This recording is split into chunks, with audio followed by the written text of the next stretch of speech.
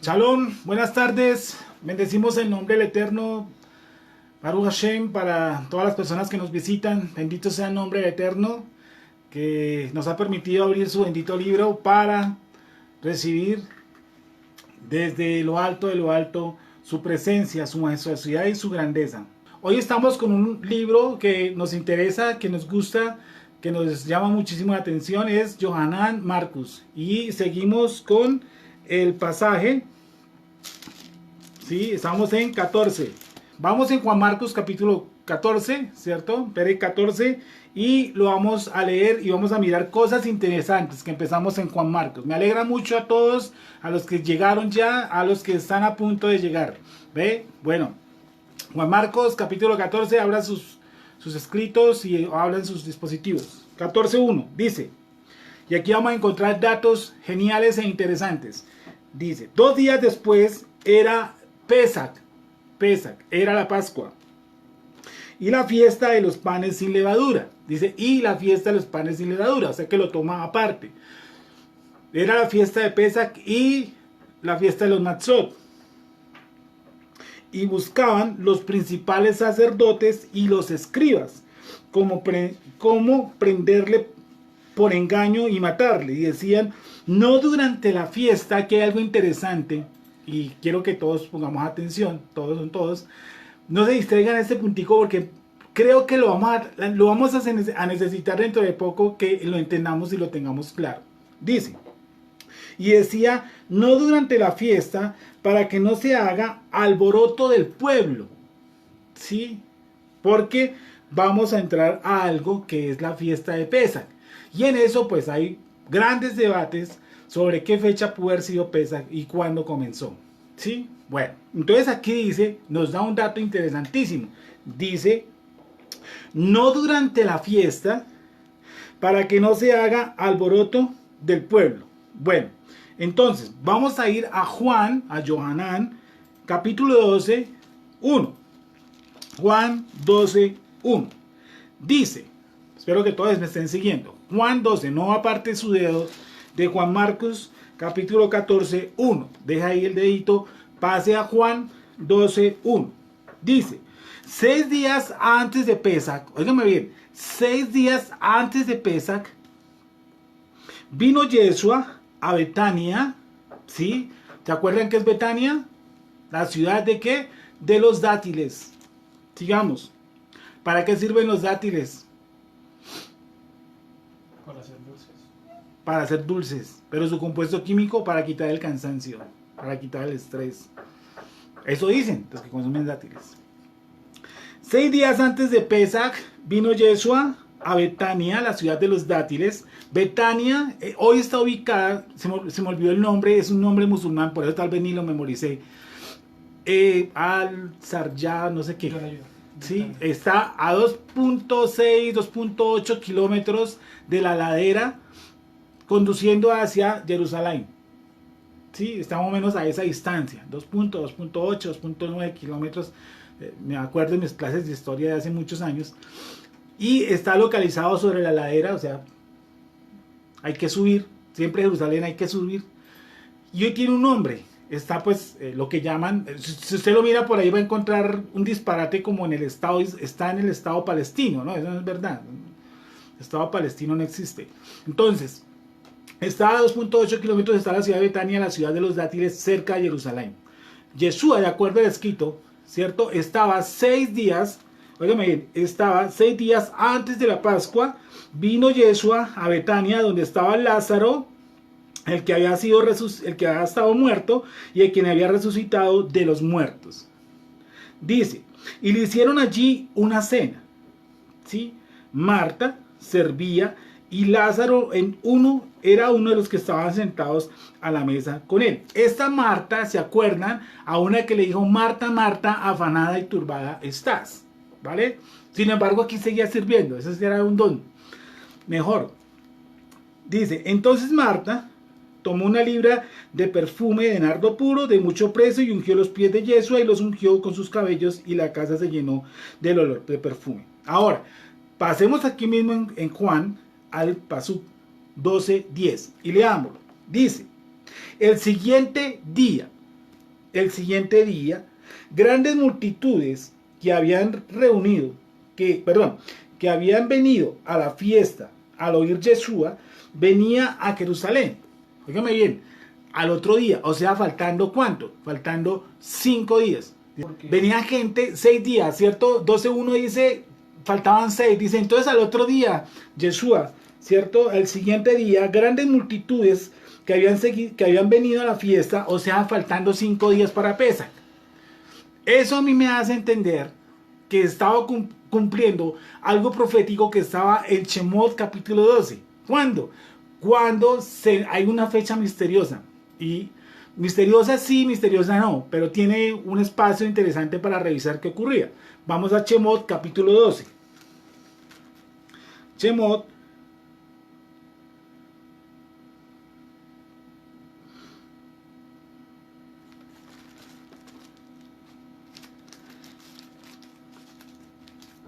dice,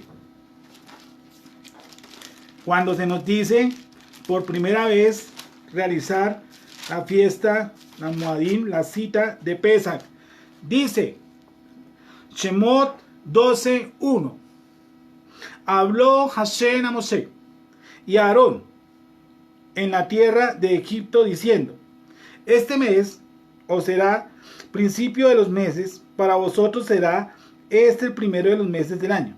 Dice, hablad a toda la congregación de Israel. Yo me acuerdo, plural, hablad. No le dice a Moisés que hable. Dicen que los dos deben hablar. Hablad, plural. Diciendo, en el 10 de este mes. Óigame bien, en el 10 de este mes. ¿Se acuerda que leímos que en Juan faltaban 6, que entró faltando 5? Entonces, empezamos a contar, ¿cierto? El día 10, el día 10, el día 11, el día 12, el día 13 y el día 14. Por lo tanto, aquí ya vamos encontrando cosas interesantes. ¿Cuál? Que en el atardecer del 14, empezando el 15, ya nos empieza a mostrar la fecha en que se inmolaba el cordero. Desde la entrada de Yeshua. Es que nos toca dejarnos guiar es por Mashiach, porque Mashiach va recorriendo los pasos del cordero que se encerraba. Sigámoslo. Hablad a toda la congregación de Israel diciendo, en el 10 de este mes, tómese cada uno un cordero según las familias, no según los discípulos. ¿Sí? Desde ya vamos adelantando. Esa noche Yeshua estaba sentado con los discípulos, no estaba sentado con las familias. Eso quiere decir que lo que estaba realizando esa noche no era como tal esta cena. ¿Vale? No era Pesach. No era Pesach. Lo que pasa es que vamos a esto, muchachos. Esto vale $1.000.000. Esta es mi información. Nosotros creemos que Pesach es un cordero. Tal vez por lo que vimos tanto a Mel Gibson, a Hollywood, todo ese cuento. Entonces nosotros dicen Pesach y nos imaginamos de una vez un pernil o una costilla totalmente cremada. Encima hay un plato blanco. ¿Sí? Enseguida. Pesach no significa eso. Mira que en inglés significa que, o se escribe como Passover. Passover. Y eso significa cordero. Pasar por encima. Pesach como tal es pasar por encima. No quiere decir cójase un cordero, amárrelo, mírelo, lávelo, cuídelo. No. Cordero Pesach, no. Toca desencajar eso de la mente. Cordero Pesach, no. Passover. Arriba.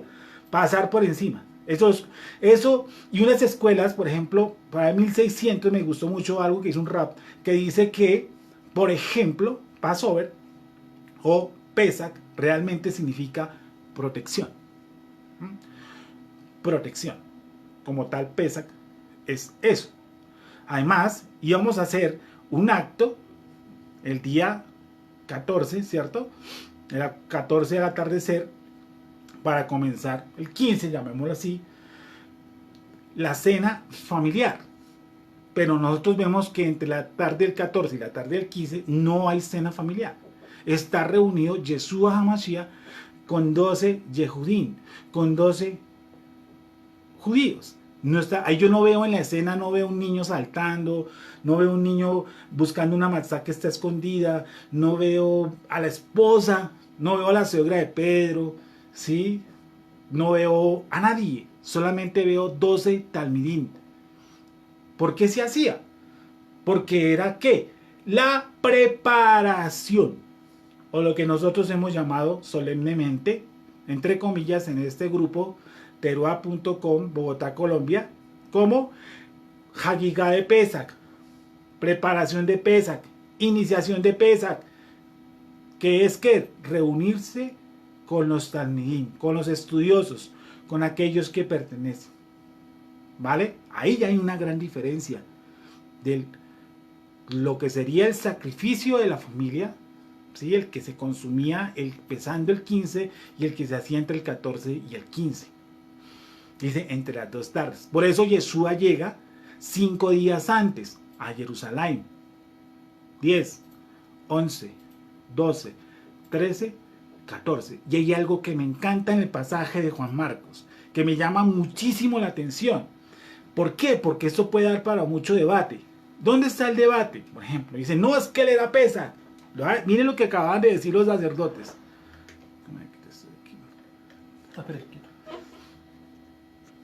Listo.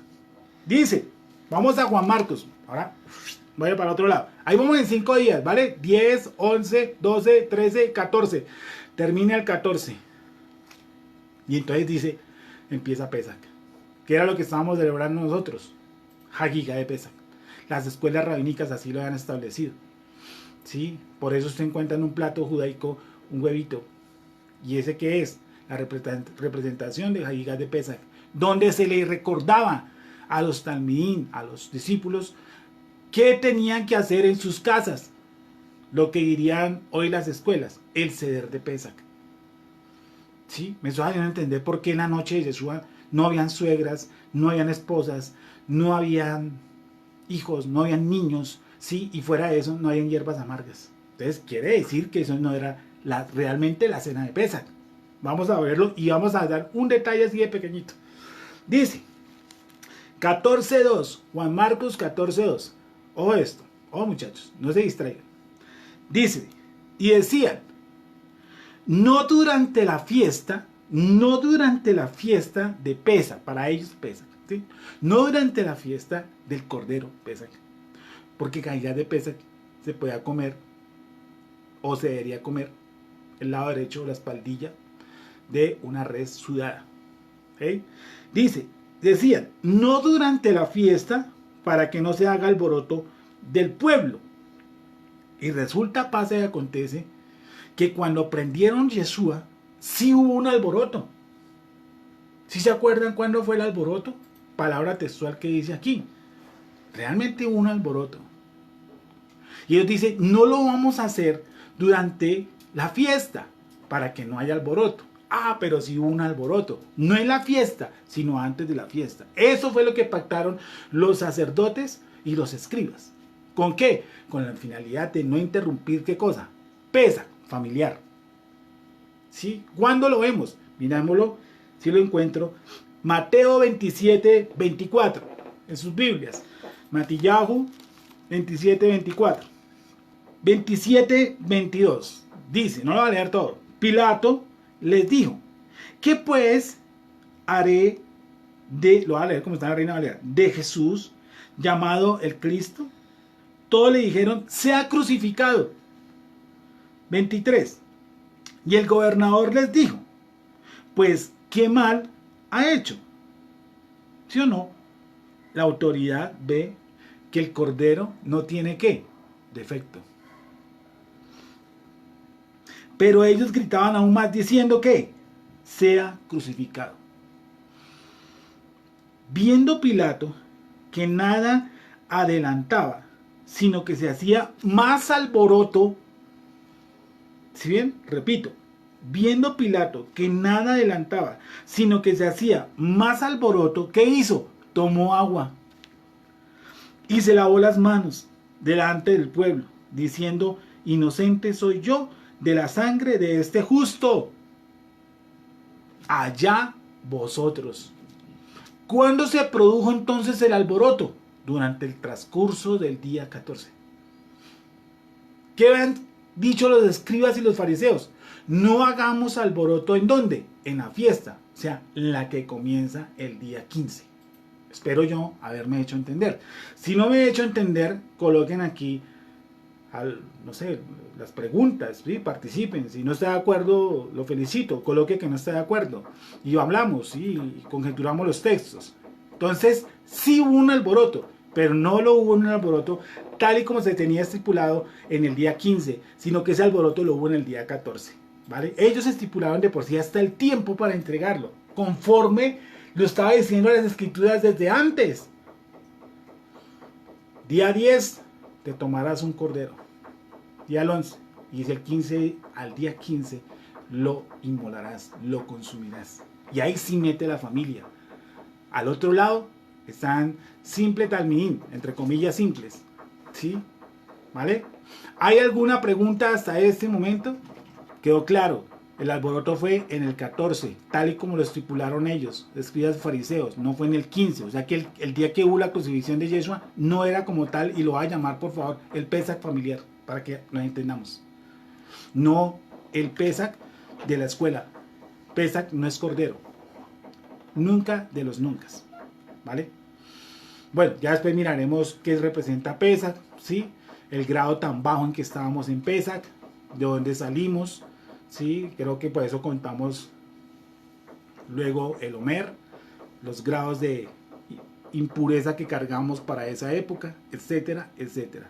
Cómo es que los egipcios y la mayoría de los de hoy adoran los gatos, los ratones, como si los gatos, los ratones, los perros, y en este caso los corderos, nos hubieran hecho a nosotros. Entonces nosotros nos convertimos en esclavos de los corderos. Eso era lo que se estaba haciendo en Pesach realmente. Aparte de consumir algo que era sagrado para los egipcios. Demostrar a los egipcios que eso era un dios consumible. Y no como las personas que obviamente aún se arrodillan debajo de las imágenes. No, si la imagen no lo hizo Esther, man. Eso es algo sencillo. Esa imagen usted no la hizo, usted hizo la imagen. Es algo de simple captación. Entonces, si la imagen no lo hizo usted, ¿para qué se le arrodilla la imagen? Pues, no tiene presentación. ¿Vale? ¿Hay alguna pregunta hasta este momento? Si la tiene, escríbala a la velocidad de la luz. ¿Nada? Hasta ahí quedó claro. 14, 15. 5 días. Yeshua. Sexto, está en Betania. Entra a Jerusalén. 5, tal y como decía la profecía. Sí, lo guardaré desde el día 10. Tal cual. Todo cuadra, manito. Sigamos. Seguimos en Juan Marcos. Entonces estaba diciendo que había un detallito ahí interesante. Dice, apresémoslo, matémosle, pero no en la fiesta, para que no haya alboroto. Y realmente eso aconteció. Estoy muy reincidente porque ese detalle poco se nota. Vamos al 3. Dice, Yeshua es ungido en Betania.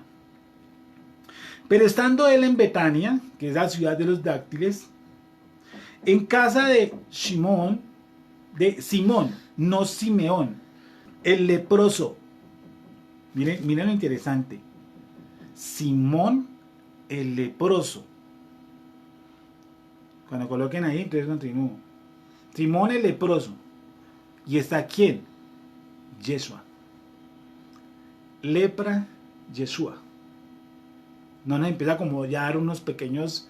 A veces, hermano, cuando yo escucho, y yo pues personalmente amo a mis hermanos judíos profundamente, judíos practicantes, ¿no? Judíos que practican, ¿no?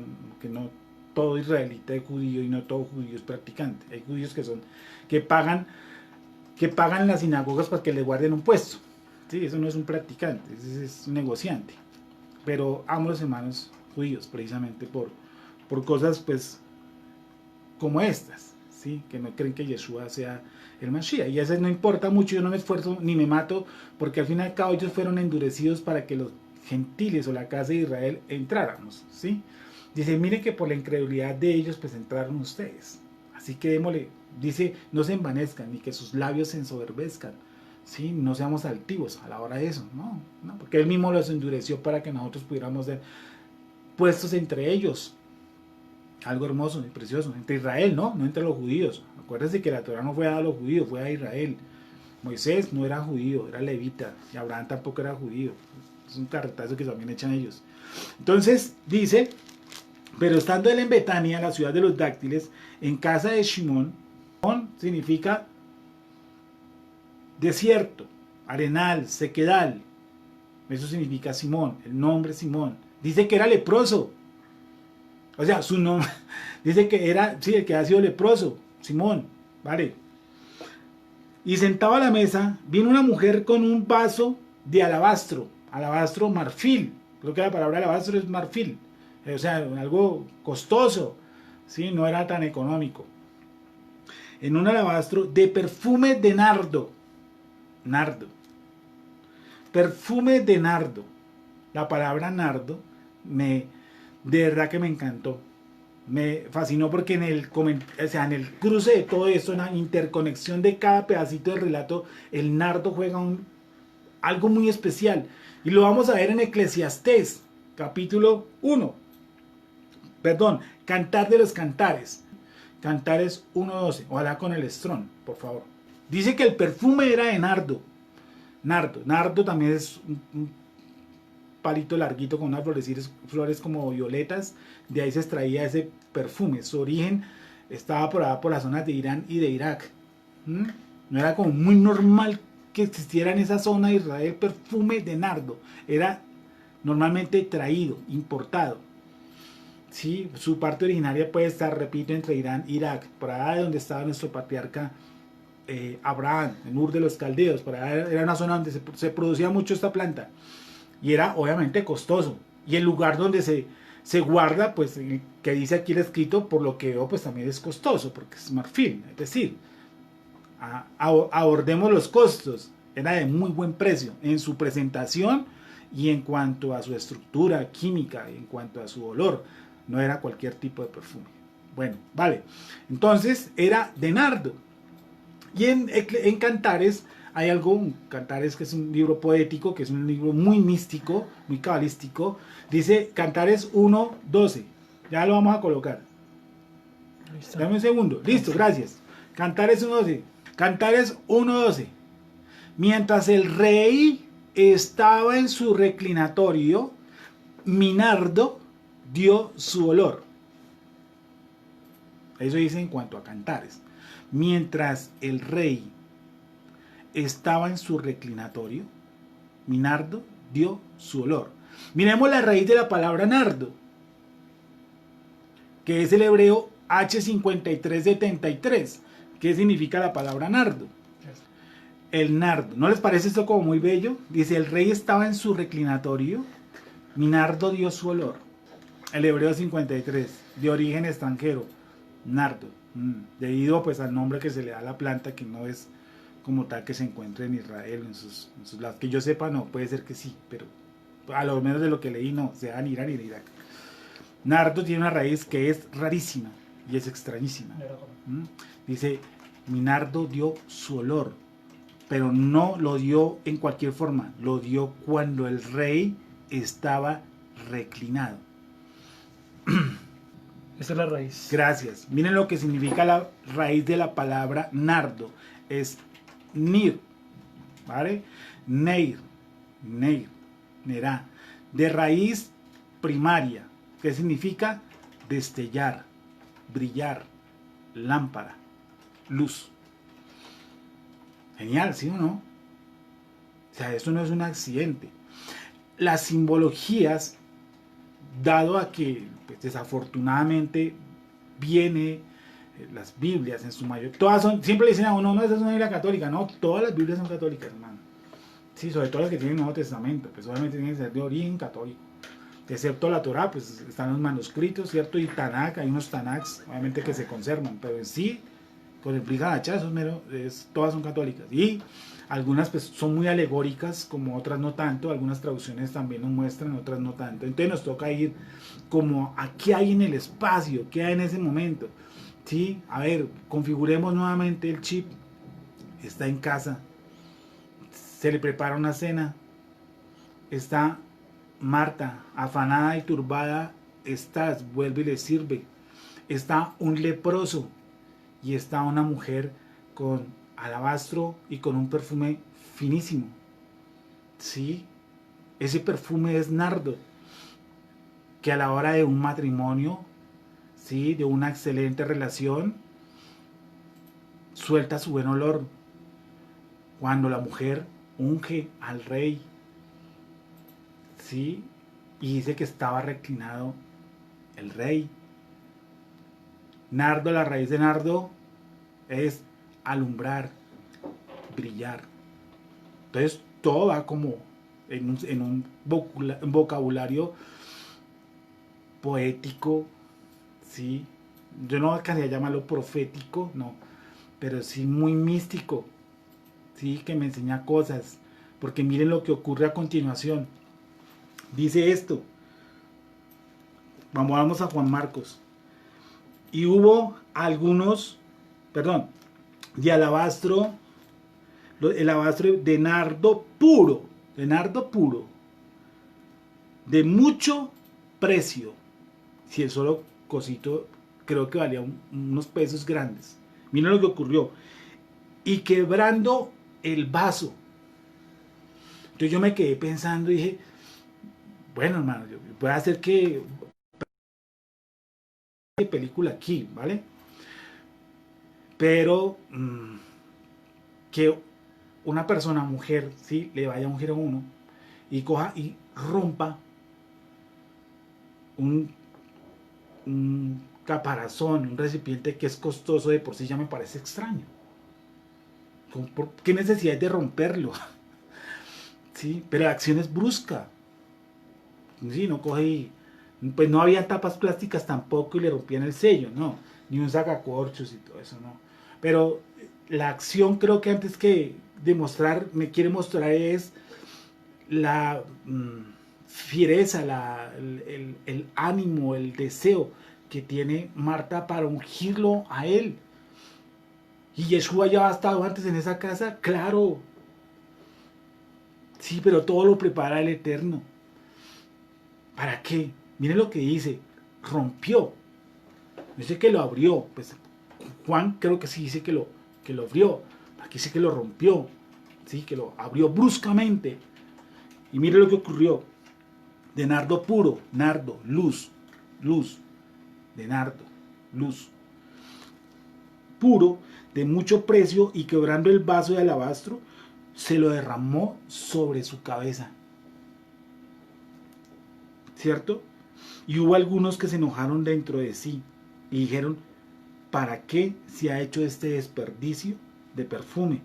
Porque podía haberse vendido por más de 300 denarios y haberse dado a los pobres, y murmuraban contra ella. Pero Yeshua dijo, dejadla, ¿por qué la molestáis? Dice, buena obra me ha hecho. Buena obra me ha hecho. Siempre tendréis a los pobres entre vosotros, y cuando queráis les podréis hacer bien, pero a mí no siempre me tendréis. Y me encanta el 8. Esta ha hecho lo que podía, no lo que quería, sino lo que podía. Porque se ha anticipado a ungir mi cuerpo para la sepultura. De cierto os digo que donde quiera que se predique este evangelio en todo el mundo, también se contará lo que ésta ha hecho, para memoria de ella. Dice que se va a contar lo que ella hizo, no quién era ella. ¿Sí? Se va a contar el acto de ungir a Mashiach. ¿En dónde? La ciudad de los dátiles, donde está Simeón, el que era leproso, donde hay un recipiente costoso y lo rompen y sale perfume, donde hay también luz, que es sobre todo, dice, donde hay luz, porque esa es la raíz de la palabra nardo. ¿Y qué hace la mujer? Pues lo unge. Y me llama la atención, ¿cierto? Que lo unge desde la cabeza. ¿Otra mujer había ungido sus pies? ¿Ha lavado sus pies? Sí, pero en este caso empieza desde la cabeza. Entonces aquí veo otras cosas, porque eso no es que ella no tenía más que hacer en el mundo, ¿sí? Que estaba pasando por ahí, pues vio a todo el mundo como en fiesta, emparrandado y sacó un perfume y cuando lo rompió. No, eso nos lleva obviamente que Yeshua está siendo ungido. ¿Y está siendo ungido para qué? Y en la perspectiva estamos viendo que donde hay arena, desierto, donde hay lepra, donde hay una mujer afán, aparece la luz y me hizo acordar de un sacrificio que está en Baikra. En este momento me acuerdo, espero que me ayude mi hijo. Sacrificio de paz que celebraban los sacerdotes. Baikra 4 debe estar. Sí, el 4. 4 o 14. Mira 14 y 14, 15 por ahí debe estar. Baikra, Levíticos capítulo 14, paso 15. En torno a que... Sacrificio, olor fragante. Porque es que el perfume se derrama y es un olor fragante. Eso tiene algo que tiene que ver con la trascendencia de Yeshua. Es que el que tenemos al frente es el Cordero, mi amigo. Y si le quitará toda la grosura de la manera que fue quitada la grosura del sacrificio de paz. Dame un segundo. ¿Sí? El contexto de quién habla. Tiene que hablar de los sacerdotes. Dice, espera a ver. O aquel que erró por hierro. Que alguna persona del pueblo pecare por hierro, haciendo algo contra alguno de los mandamientos del Eterno, en cosa que no se ha de hacer y delinquiere. Dice, luego que conociera el pecado que cometió, traerá por su ofrenda una cabra sin defecto por su pecado que cometió. Luego con su dedo el sacerdote tomará de la sangre y la pondrá sobre los cuernos del altar y el holocausto, y derramará el resto de la sangre al pie del altar, y le quitará toda su grosura, de la manera que fue quitada la grosura del sacrificio de paz, y el sacerdote la hará arder sobre el altar en olor grato. ¿Es eso? Sí. Entonces eso es Levíticos 4, desde el versículo 27. Levítico 4, 27. Que es de las pocas partes, o es la primera parte, si mal no me acuerdo, donde empieza a tocarse eso de el sacrificio de olor fragante, porque no todos los sacrificios eran de olor fragante, ¿sí? Entonces dice en Juan,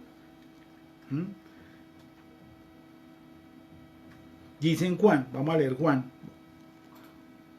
12, 1 al 8, vamos a leer el relato, va a leer el 3. Entonces María tomó una libra de perfume de nardo puro de mucho precio y ungió los pies de Jesús y lo enjugó con sus cabellos, y la casa se llenó del olor del perfume.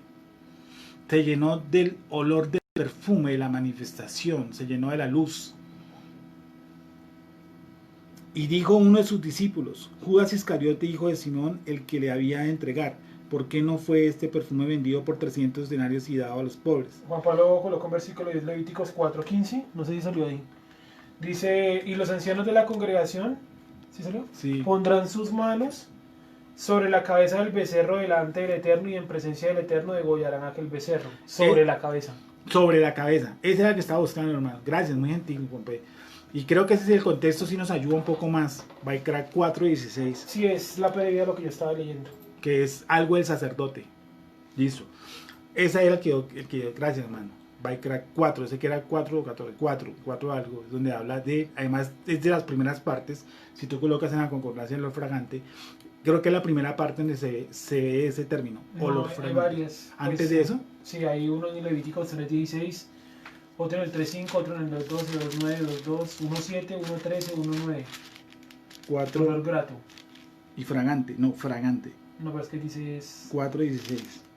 Bueno, estaba apelando a mi memoria, pero sé que era por el lado de Baikra 4, me da un hierro de Shlahim, o sea, de paz. Y vamos a leer también donde hay un sacrificio, que es el 14. En esta parte se coloca en la cabeza. Pero miren especial sobre todo esto, y este es uno de los pasos que más ha llenado mi vida en cuanto a creer que Yeshua era el Mashiach. No lo vamos a explicar todo, vamos a colocar solamente un texto.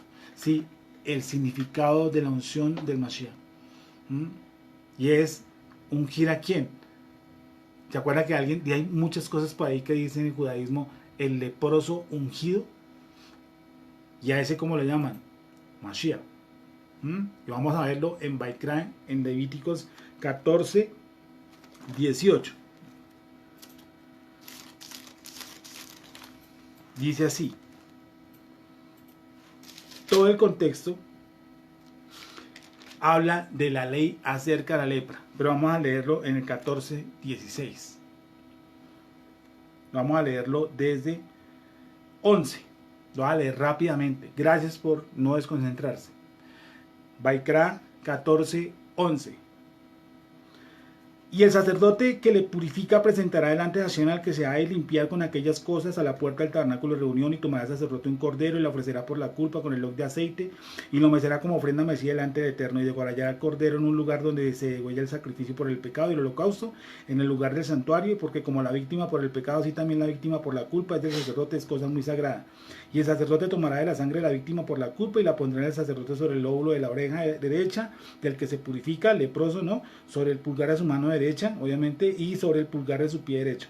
Asimismo, el sacerdote tomará del loc de aceite, que esto era exclusivo de sacerdotes y reyes.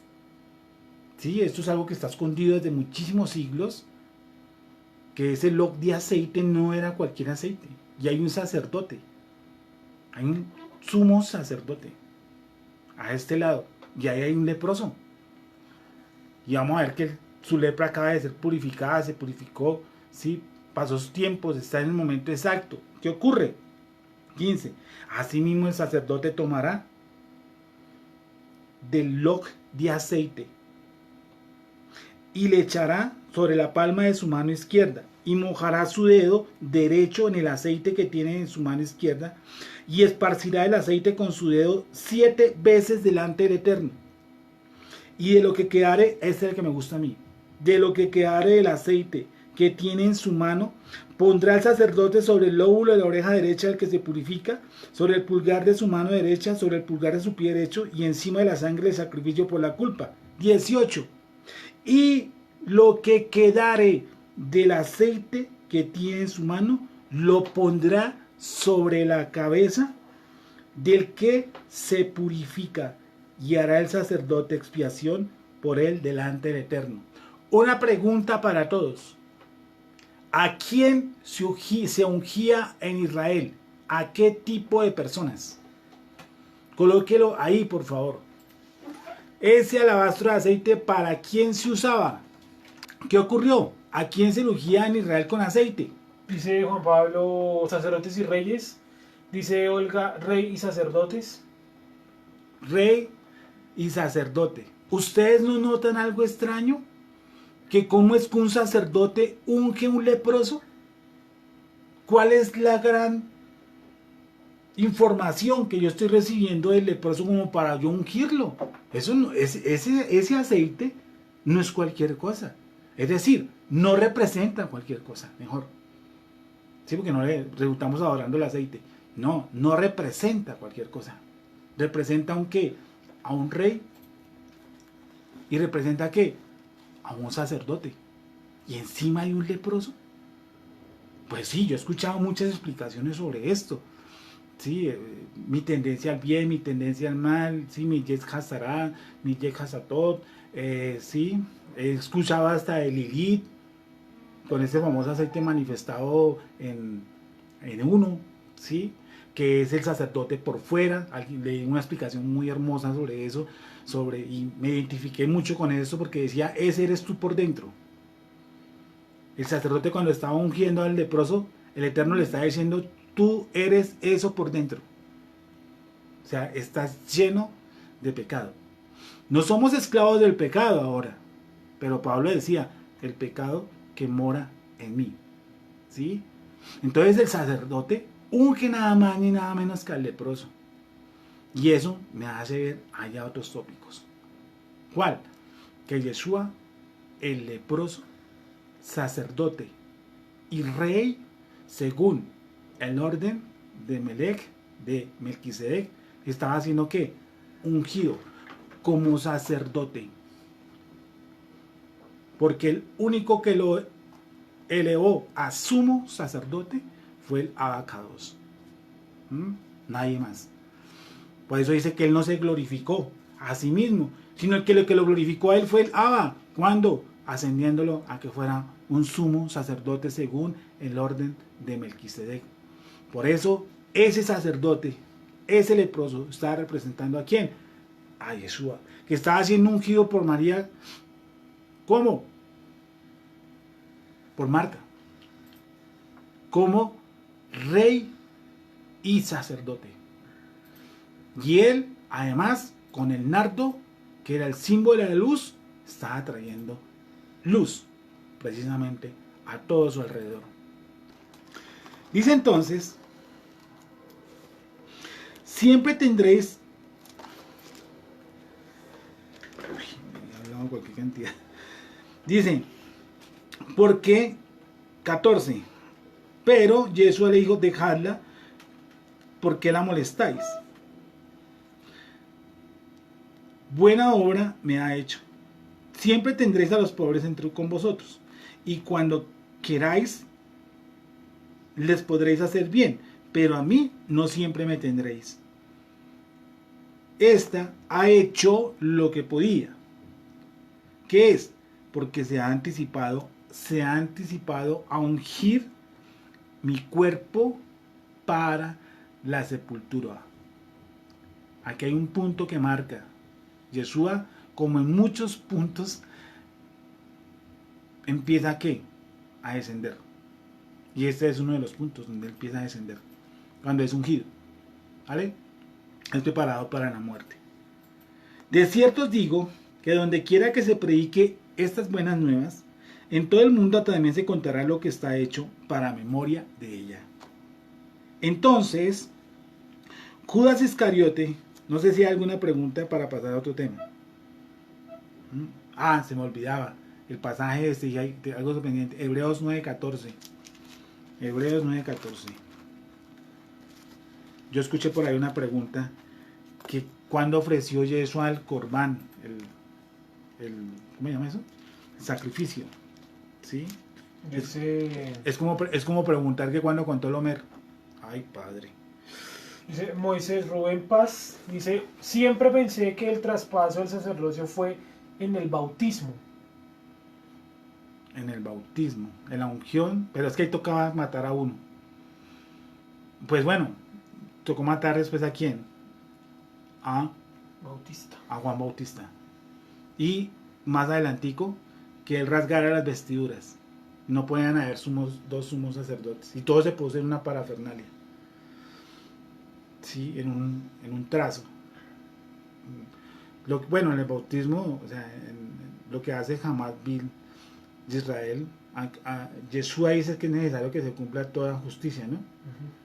Sí, o sea, es necesario que yo sea nombrado Sadiquín. Y él se hace seguidor de la escuela de Yohanan Hamad Bil, realmente.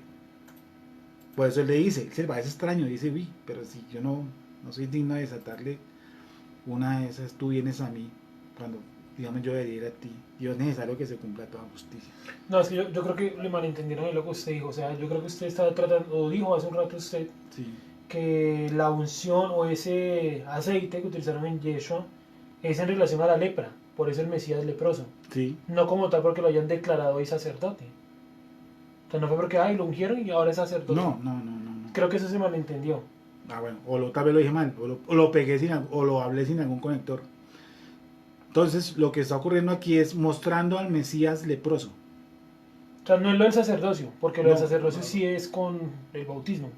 Vamos al 9:14, Hebreos 9:14.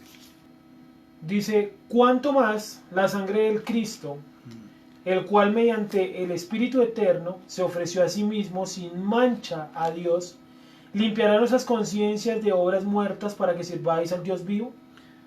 Lo que pasa es que, mire, pues no es el tema, pero es un temita larguito. Pues, él se ofreció a sí mismo, ¿sí o no? ¿Se acuerda que alguien preguntó hace poco, estas semanas, que cuando Yeshua ofreció? No, él no podía ofrecer. Él ha ofrecido antes, no sé, 15, 16, 17, ha ofrecido en Hagigá de Pesach y en Pesach, cuando era alumno de alguna escuela, me imagino, ¿sí? No tengo el dato histórico de los puntos en que él en la escuela a estudiar, no lo tengo, ¿sí?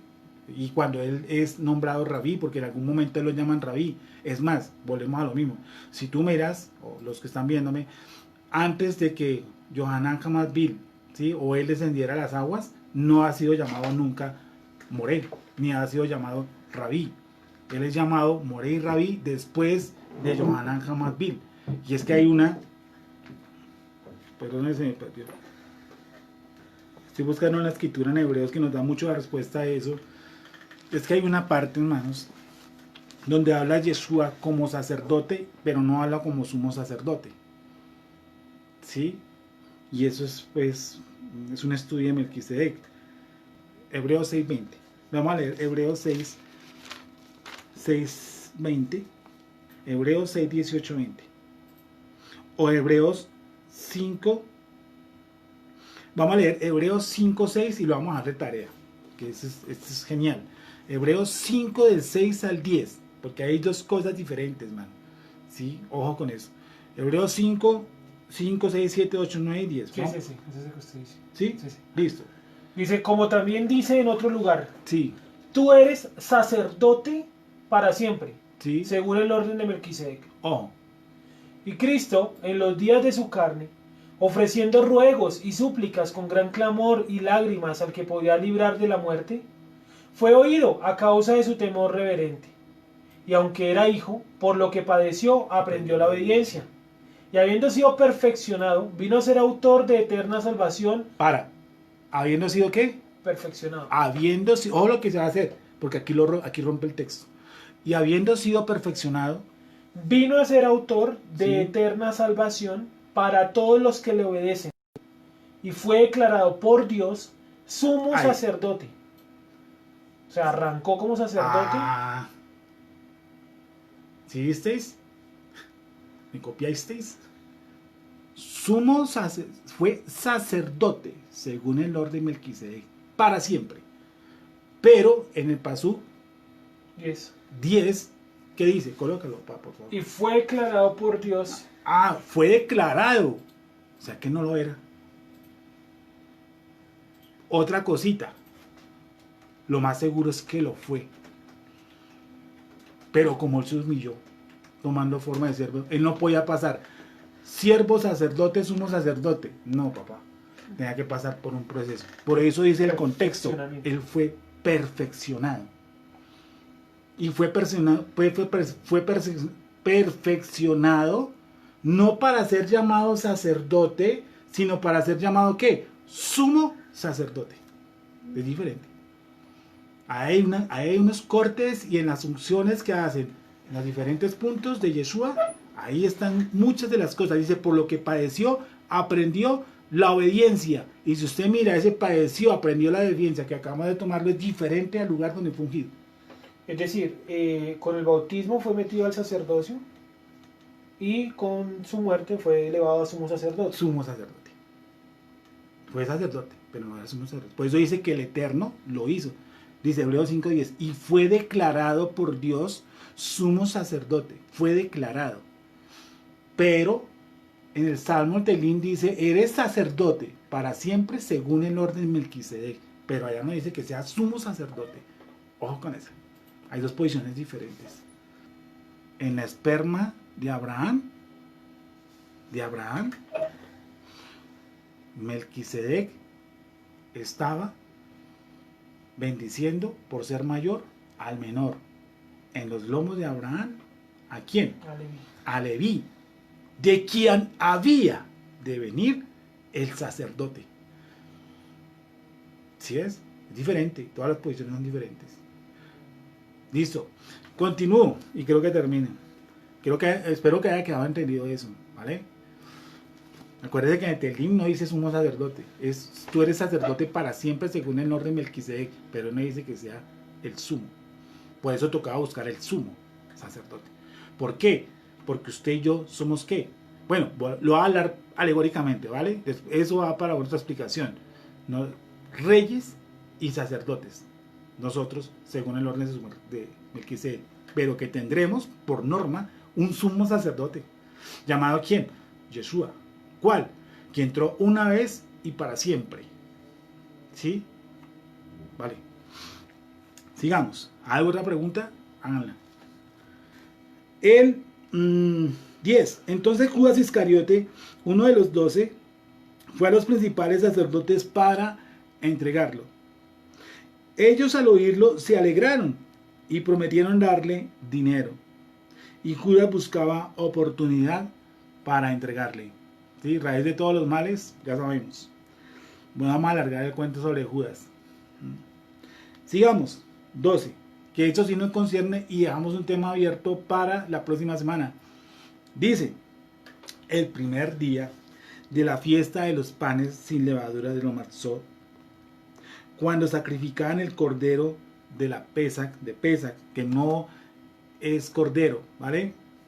Cordero de pasar por encima, cuando sacrificaban el cordero de pasar por encima, o cuando sacrificaban el cordero del rescate, cuando sacrificaban el cordero de salvación, no Pesach, no cordero, ¿vale? Sus discípulos le dijeron, ¿dónde quieres que vayamos a preparar para que comas la Pascua? Y envió 2 de sus discípulos. Y les dijo, id a la ciudad, y os saldrá al encuentro un hombre que lleva un cántaro de agua. Raro, ese es uno de los puestos que toca mirar bien, porque ¿cómo un hombre lleva un cántaro de agua cuando la norma en la zona es que las mujeres lleven los cántaros de agua? Preguntas que les voy dejando para ver noche tocarlas. ¿Sí? Un hombre lleva el cántaro del agua, no la lleva una mujer. O sea que ya la historia que se va a narrar toma un performance diferente. Dice, seguidle, y a donde entrare, decid al señor de la casa, el maestro dice. No le dice el rabí. Por lo tanto, punto número 2 de la tarea para esta semana. ¿Por qué no le dijeron rabí, pero sí le dijeron maestro? El maestro. O sea que lo que vamos a preparar, por 40ª vez Teruá lo dice, por amor a todos los santos, que el maestro va a hacer una cena ¿con quién? Con sus talmidim, con sus seguidores, con sus discípulos, ¿sí? Con sus allegados, con los más cercanos, con los de su escuela, con colombiano en la buena y en la mala. Dice, ve, dile al maestro, listo un pocotón de sillas porque los chinos van a venir, las muchachas, la suegra, esto se nos va a llenar. No, por eso le dicen maestro. Segunda tarea, porque no le dijeron rabí, pero sí le dijeron maestro. El tipo del cántaro del agua. Ve y dile, como si le entendiera. Que nosotros vemos ese relato como si fuera un zombie. El del cántaro del agua. Nosotros pensamos que es un tipo que va por la calle con las manos extendidas, con los ojos cerrados. Y decimos, venga hermano, para ahí un tipo dijo que la listara por ahí, eso el segundo piso. Que mire cómo hace. No, el maestro dice. ¿Sí? Discípulos le dijeron, ¿dónde quieres que vayamos a preparar? Preparar. ¡Oh! ¿Diferente a consumir o no? Cuando usted prepara, sí, yo sé que usted prepara un sancocho para comérselo, pero usted primero lo prepara. Preparación de Pesach. Hagigá de Pesach. Y envió 2 de sus discípulos y les dijo, id a la ciudad y os saldrá al encuentro un zombie. Para que entiendan, un hombre que lleva un cántaro de agua, seguidle. Porque sabía que llevaba un cántaro de agua, era divino. ¿Qué había? ¿Qué podría estar haciendo el tipo del cántaro del agua? Además tenaz, está en puro pesa, que está haciendo una labor de siervo, no le sirve su pesa, está abolida. No, la hace. Y donde entrare decir al señor de la casa, el maestro dice, ¿dónde está el aposento donde he de comer? Perdón. Y donde entrare decir al señor de la casa, el maestro dice, ¿dónde está el aposento donde he de comer la Pascua con mis discípulos? Con mis discípulos. Entonces le decía yo ahorita a Sergio, a no ser que los otros 2 hayan sido huérfanos, hermano. Sí, y todos viudos y apartados de sus familias. Porque dicen, no, es que esa es la noche de pesa, el ser de la familia, le vamos a contar a los niños nuestra historia. Hijos, estos eran nuestros patriarcas allá en Egipto y éramos esclavos. Sí, nuestros lágrimas y bueno, le metemos a la escena un dolor que se justifica además. Sí, pero aquí no. Aquí dice que no, que se reunió solamente con ellos. ¿Por qué? ¿Dónde están las familias? ¿dónde está el aposento donde he de comer la Pascua con mis discípulos? Y él os mostrará un gran aposento alto, dice, ya dispuesto. Preparad para nosotros allí. Ya dispuesto. Tarea número 3. ¿Cómo así que ya dispuesto? ¿Dispuesto de qué? Fueron sus discípulos y entraron en la ciudad y hallaron como les había dicho. Qué coincidencias. Y prepararon la Pascua.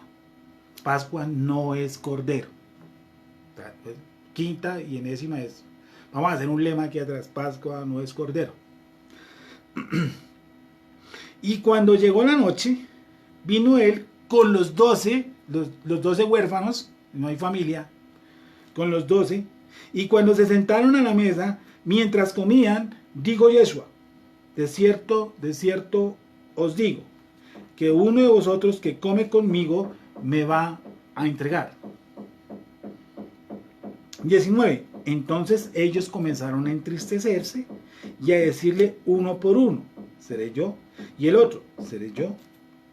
Él, respondiendo, les dijo, es uno de los 12, el que moja conmigo en el plato. A la verdad, el Hijo del Hombre va, según está escrito de él, mas hay de aquel hombre por quien el Hijo del Hombre es entregado. Bueno le fuera a ese hombre no haber nacido. Bueno, cuando uno dice, mejor no hubiera nacido. Y mientras comían, Yeshua tomó pan, ¿sí? Matzá, y bendijo, y es una bendición. Y lo partió y les dijo, tomad, esto es mi cuerpo. Y tomando la copa, y habiendo dado gracias, les dio y bebieron de ella todos. No dicen todos los del sitio, todos los que le seguían, tampoco. Tomad, esto es mi cuerpo. Y tomando la copa, y habiendo dado gracias, les dio y bebieron de ella todos. Y les dijo, esto es mi sangre del nuevo pacto, que por muchos es derramada.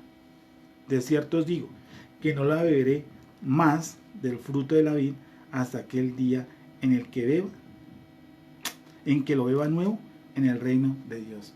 Pregunta número 4 y cauciosa para todos. ¿Las hierbas qué? Solamente habla de la matzá y el vino. Y hay un datico, rebusque, que se llama ¿y quién autorizó ese del vino? O cómo se llevó a cabo. Pregunta número 5. ¿Cuál era la idea de tomar? ¿De dónde sale eso del vino? ¿Sí? Termino ahí.